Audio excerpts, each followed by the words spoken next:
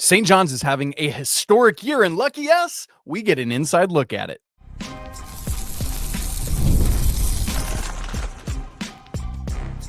You are Locked On College Basketball, part of the Locked On Podcast Network.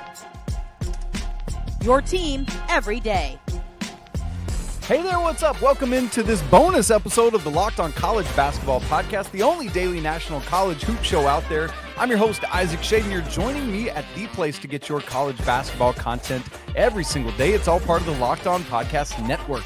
Man, special shout out to all you everydayers who are with us, all the members of the Locked On College Basketball Discord, and we want to thank you for making us your first listener watch to get your Friday morning going the right way. Reminder, you can catch every episode ad-free on Amazon Music. This episode is brought to you by FanDuel. Right now, new FanDuel customers can get $150 in bonus bets if your first $5 bet wins. Coming up on this show today, we have a great interview with Tom Farrell, who's the CEO and executive producer of the Workshop Content Studios and the EP of Pitino Red Storm Rising. Let's dive right on in. It's a joy today to be joined on Locked On College Basketball by a very special guest, Tom Farrell, the executive producer of a great show that's going on right now. It's called Pitino Red Storm Rising. It's coming on Vice TV. We're going to talk much more about it, but let me tell you a little bit about our guy, Tom, in case you don't know the name. He is the CEO and executive producer of the Workshop Content Studios. He's been leading the strategic planning and daily operations there since 2007.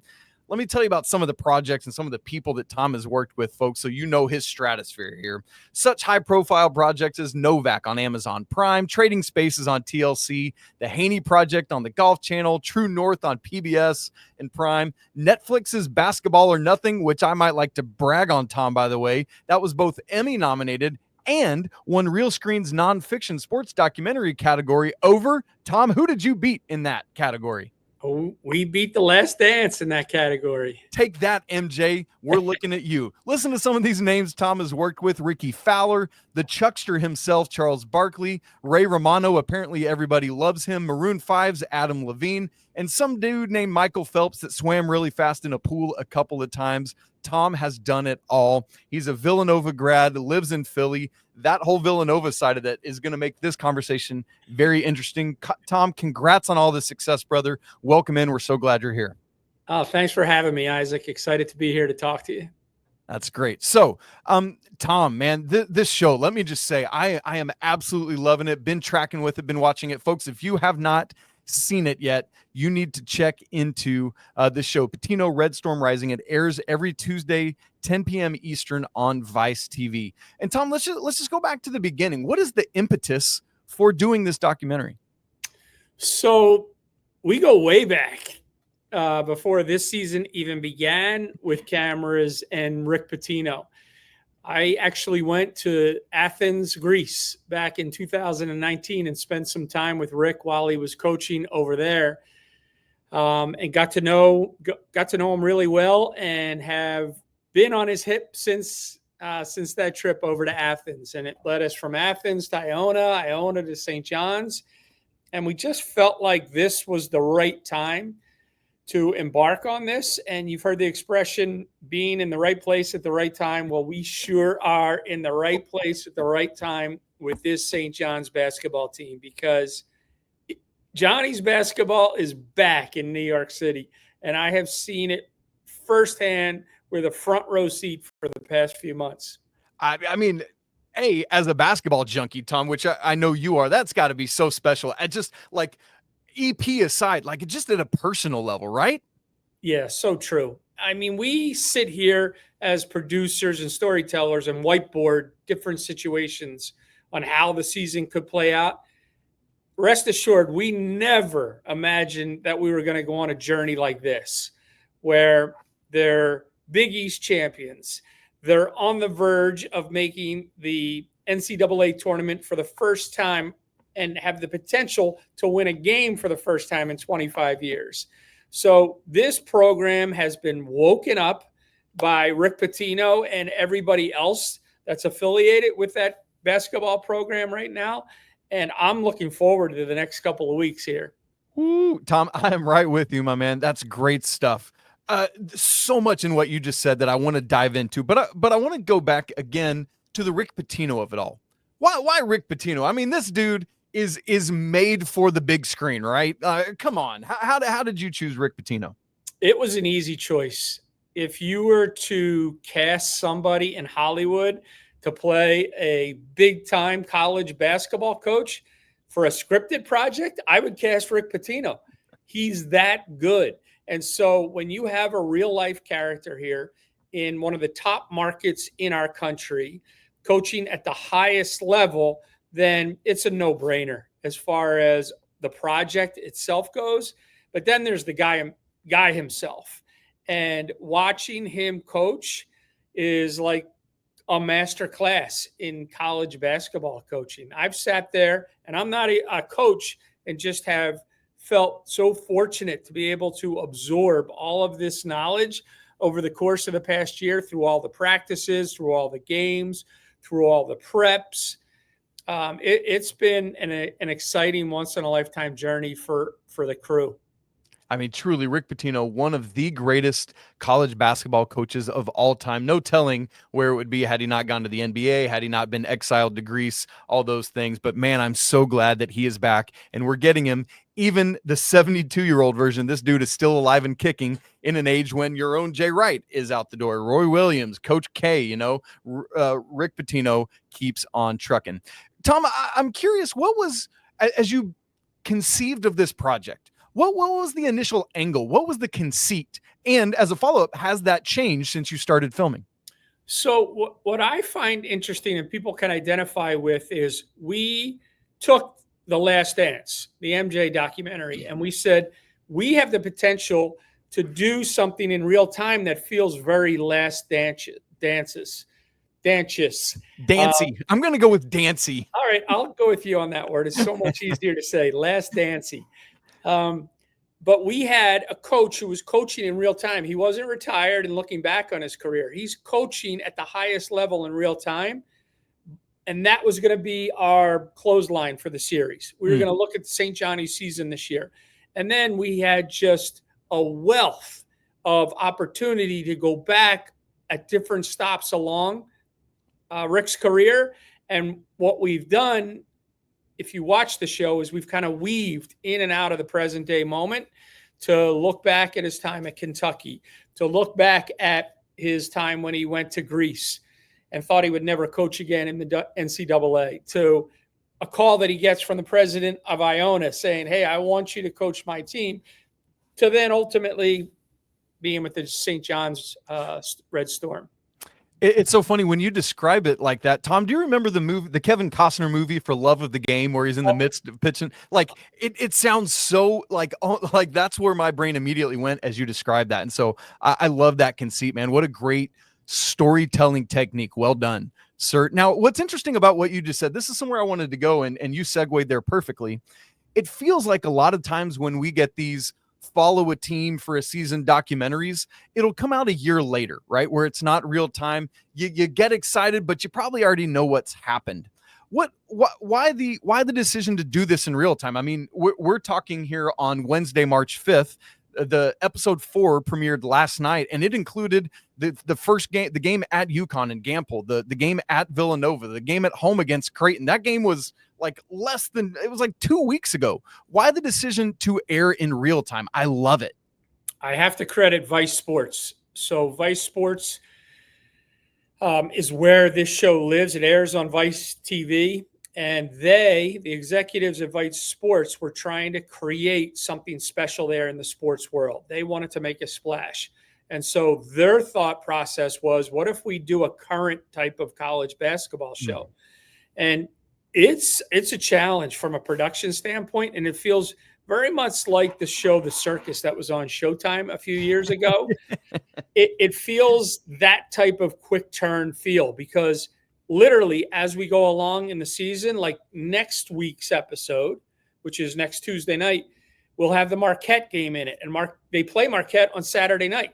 So that is some real time stuff happening. And then the following episode is going to be a look at St. John's journey through the Big East tournament. So the Big East tournament ends Saturday, Selection Sunday is Sunday, and our show airs on Tuesday night with that current feel. So, and we still want to give it that premium quality doc feel to it.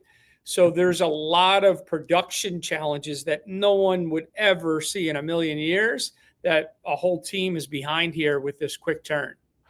Tom, it makes me think of, you hear the stories of like it's Saturday Night Live. They're exporting videos at the commercial break before they air. It's like, what, just to give a little peek behind the curtain here. And I'm so glad you went there because I wanted to ask this question.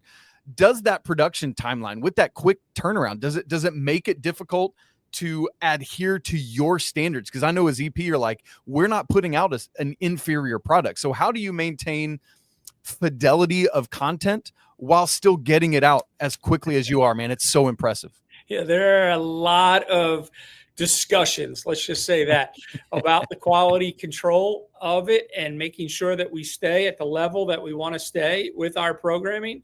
But there's also things that we have to be willing to compromise in order to make these quick turns. So our job as producers is to tell the best possible story with the most experienced professionals at the helm, whether it be an editor, a person who's handling the audio for the show, the color of the show. So we put all of those experienced pros in the chairs in order so that you could see something of quality on Tuesday night in this particular one. Man, great stuff. Well, as Tom said earlier, this indeed has been the perfect season to do this. I want to ask Tom about how they decided on that. Plus, I want to know what it's like when New York is alive with college basketball, man. It's so good. We're going to have those conversations and dive into episode 4, all coming up in just a second. Right after I tell you that this episode is brought to you by FanDuel. When the game tips off, the NBA action is just, and there's no better place to get in on it than with FanDuel, America's #1 sportsbook. With FanDuel, you can place live bets throughout the game. So even if you miss the opening tip or you want to bet on a fourth quarter comeback, you can stay in on the action. And if you want to go for an even bigger payout, you can combine some of those live bets into a same game parlay. It's great because when you win with FanDuel, you get paid instantly. How about some St. John's lines? The Johnnies are plus 2,500 to win the national championship. That's the 7th best odds. They're plus 440 to make the Final Four. And once the Big East tournament seedings are set, you know that they'll have lines for that as well. Right now, new FanDuel customers can get $150 in bonus bets if your first $5 bet wins. Just visit FanDuel.com to join today. Again, that's FanDuel.com for your shot at $150 in bonus bets. Make every moment more with FanDuel, the official sports betting partner of the NBA. Tom, you mentioned it earlier, but this has turned out to be the perfect year to be embedded with St. John's. And at some level, it's like, boy, wasn't that fortuitous? But at another level, as the show talks about, Rick Pitino in year 2 at every stop has been a gargantuan leap. Was that at all a factor in deciding to do that this year? There's an expression that I like to use, and it goes like this: the harder I work, the luckier I get. And so many people have said to me over the course of this series is like, you guys are so lucky that you're smack dab in the middle of this run with St. John's. But what they don't know are the years of work that went into this, not only from preparing from a production standpoint, but look at what Rick Pitino has invested. Like, that guy is so locked in to his profession. And many people have talked about the second year at a program, how he brings it to life. And that's not luck. That's experience of getting to know what the program is all about, what he needs to bring in there to take it to the next level, and then execute on that. So people are saying, oh, it's so lucky that it's happening this year. There's decades of hard work that went into this moment that's taking place at St. John's in 2025. Another part of what makes that go, Tom, from the outside looking in, it feels like the partnership with St. John's and the athletic department has to be incredible. I mean, it seems like they've given you all phenomenal access. How was that accomplished? How do you develop that trust? Just all of that side of it. Yeah, this started when Rick got to St. John's last year. So the conversations have been ongoing.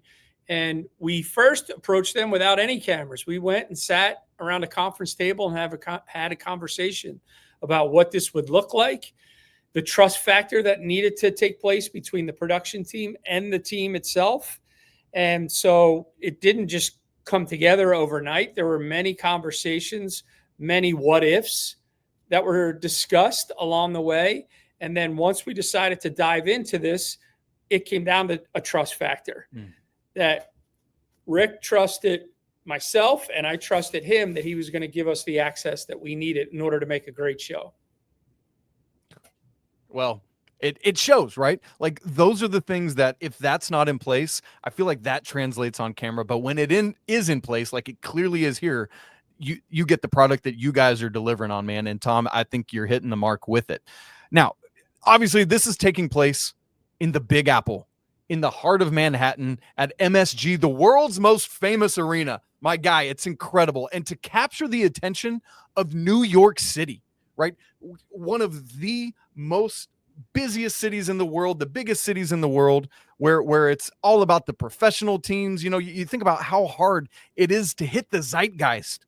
And it feels like St. John's is doing that and you all are doing it. I want to pull a quote from episode 4 from Coach Pitino. He said to his guys in the locker room, quote, "Last year we had a tough time getting 12,000 people. You are now selling out Madison Square Garden like you're the New York Knicks, and that's because of you all." What is it about St. John's and this program that is capturing the heart of the Big Apple? 4 straight games, 19,812 people was the number that has been announced as the attendance at Madison Square Garden. And I think it comes down to 2 things. One is winning. When you're winning, you're definitely going to get more attention. And New York City loves a winner. And so when you win in New York City, they're going to come out. And boy, have they come out. And secondly is when they have come out, I think they have found themselves a team that they really like. There are so many likable characters and players on this team outside of Coach Pitino that you're pulling for. The Zubys of the world, the Kadaris of the world, the Davons of the world, the RJs of the world. These guys are all quality players who make it fun to watch on the court as well. Man, that's so neat. And I want to dive into specifically episode 4 here, Tom, because that just, as we record Wednesday, it just aired last night. This is coming out Friday morning. So folks, if you hadn't had a chance to go back and catch up, make sure you do that before episode 5 comes out next Tuesday, March 11th, there again on Vice TV at 10 p.m. Eastern time. Tom, episode 4, here's where I want to start.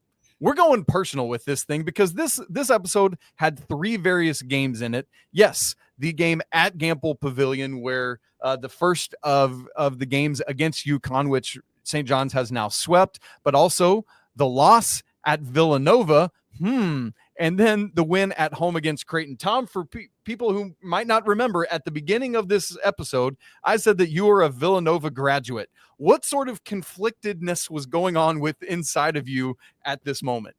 A long time season ticket holder to Villanova basketball. It was crazy going to that game for me.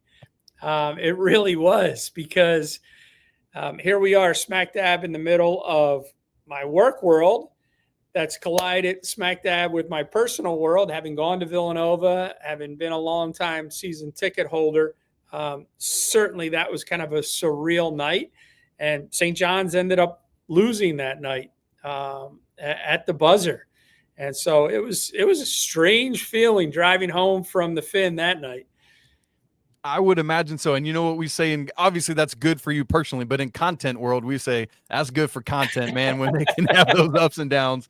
And so we'll take it. Folks, another behind the curtains, you know, if you're a regular of this program, that I also host Locked on Tar Heels. And so Tom and I are still beefing over 2016. So that's an issue there. We've also found out that we're on opposite sides of the MLB spectrum. Me as a Brave, he as a Philly. But you know what? As he said, we've had enough, and so we'll allow the Phillies to win a couple. Appreciate that. One of the other things I loved about episode 4 is we get so many of these locker room moments. I loved in particular the locker room moment with Coach Pitino talking after the UConn game about how important the switch was to using the pressure. And I love that because that was such a staple of his teams there, like at Kentucky and Louisville, of just what ramped them up. You know, I actually know Peyton Siva at a personal level, who was the point guard for that Louisville championship team. And man, to just get to interact with him and some of that and just envisioning all of that as we hear Coach Pitino talking about how special are some of those inside the locker room moments, Tom, that we get a glimpse at on the episodes? Oh, I think they're extremely special. I think they give you, the viewer, if I'm looking at it from a television show perspective, they give the viewer an inside pass to something that they normally don't see. And when you're going back to my master class analogy, when you have the professor there and he's giving information that normally you're not going to hear, any college basketball fan, I think, can appreciate that. And we do too. We don't take it lightly when we're in there at halftime or we're in there after a tough loss and talking to the players and the coaches. That's sacred ground, and they've let us in there.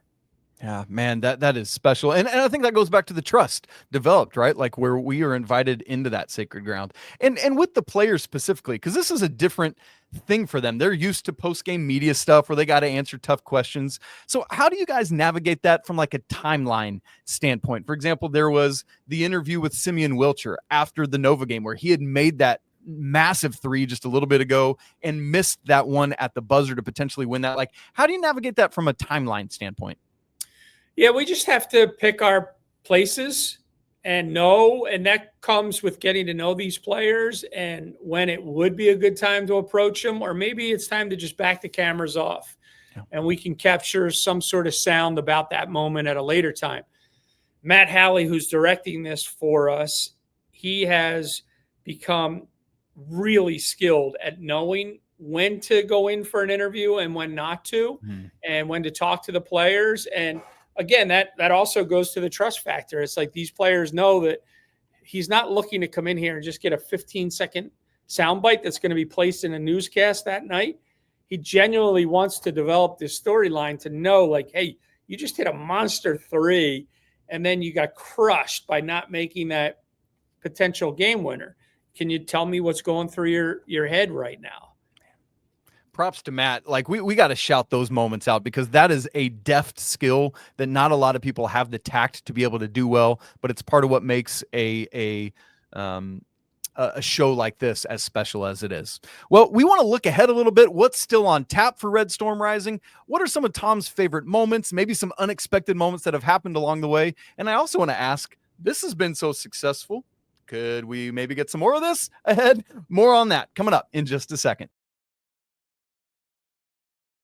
Right after I tell you about Nissan. The Nissan Armada Pro 4X, the numbers are on an MVP level. With the ability to tow up to 8,500 pounds, it can quite literally carry the whole team, plus the gear, wherever you need to go. It's powered by a twin-turbo V6 engine, delivering the strength and performance to handle highways, back roads, and everything in between.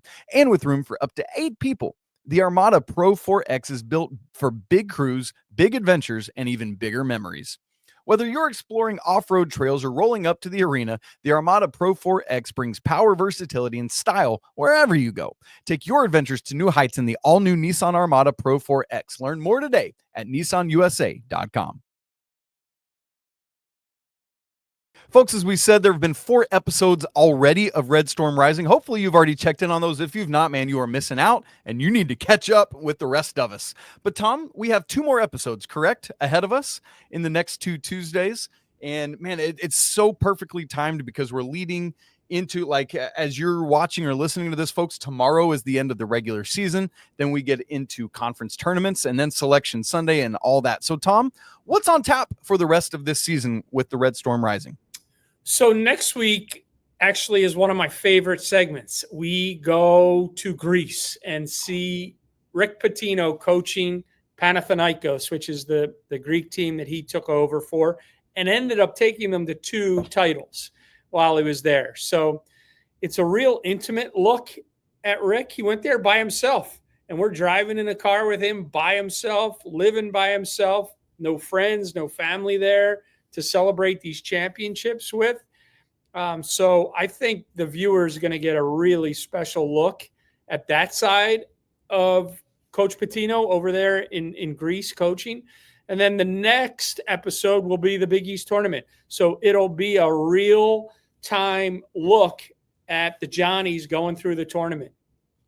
Oh, that is so good. I can't wait for it. Man, I'm just getting excited about it already. Tom, as you've gone through the filming of this, is there anything that's been unexpected that's maybe caught you by surprise, or like, boy, I didn't see that coming, but we got to chase that, or like, this story is nuts and I never imagined that angle of it?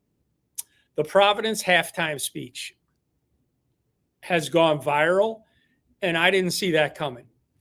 Actually, I take that back. I knew we had something really, really good there. I didn't know it was going to be 100 million views good.